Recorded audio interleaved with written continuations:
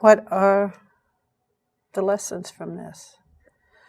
Part of my crusade over the past 8 years, and this happened in November of 2000, part of my crusade has been on the theory that there are many teachable moments in what happened to our son. I don't want to sound presumptuous. I don't have any medical training. I don't even know exactly what goes on behind the scenes. But I'm going to give you a patient's thoughts after years of dealing with medical error victims, a dismayingly high number of whom, I should add, have been nurses who have helplessly watched as these conditions befell their own family members.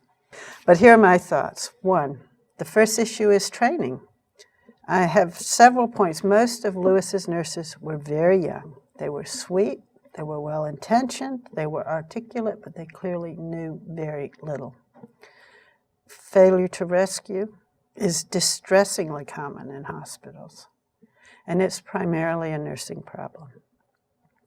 I think that nurses at all levels need training and orientation on how to handle an emergency.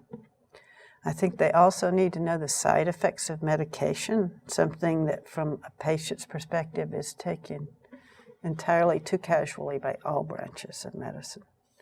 A corollary of that is the problem of task-oriented behavior.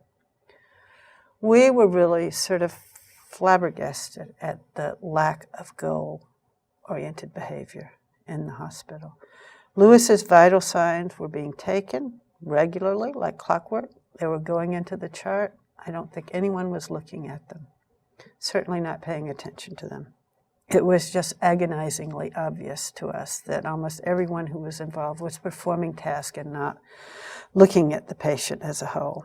I'm always haunted by the vision of our nurse spending a slow Sunday afternoon filling out that plan of care for Lewis to get better and go home, while dismissing the worried parents' concerns while her patient was going septic right across the hall. Nurses need to learn critical thinking.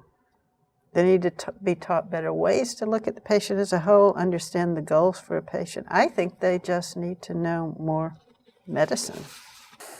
There's something I call misplaced professionalism, which really is just not listening to the patient. The idea that you know more about that patient than he knows about himself. I have long suspected that this is primarily a result of nurses, particularly younger and less thoroughly trained nurses, not knowing what to do, or conversely knowing that in fact there isn't much they can do. It just strikes me as a sort of learned helplessness, a defensive reaction. Nurses, obviously, at all levels, again, need good communication skills. They need to know how to show empathy. And above all, they need to be given knowledge and confidence that there is indeed something they can do. They need backup. That, again, is the most alarming thing that I see. Better staffing, mentoring, rapid response teams have been something that I have worked on personally a lot, because I think it does provide a tremendous source of support for the patients. In South Carolina, we have passed a law on which I worked a lot. It's called the Blackman Act, after my son, and it, among other things, provides that the patient has to have a number to call and that the nurse has to give the patient his or her attending physician's number or beeper number, which I've found that nurses use as backup because they have the law that says we have to do this. And they can say to the doctor, I have to do this. Sometimes mandates are backup. I think nurses need to be empowered as patient advocates, both morally and literally. Young nurses need to be acutely conscious at all times of their duty to advocate, and they need the knowledge and the courage to act on it. I think in this context that knowledge is its power. And finally, I think that patients need to be empowered and nurses need to learn to embrace that. Obviously, the empowered patient movement is happening because patients don't feel safe. And it will continue to happen no matter what the medical community does. But if nurses are explicitly taught how to deal with, how to interact the empowered patient, and how to encourage the timid patient, I think everyone can leverage this phenomenon to good effect.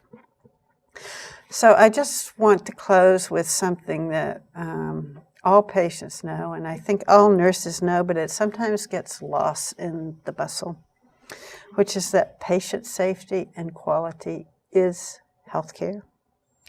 It's very hard for patients to wrap their minds around the idea that there's anything else to it. In the end, it's all about taking care of the patient.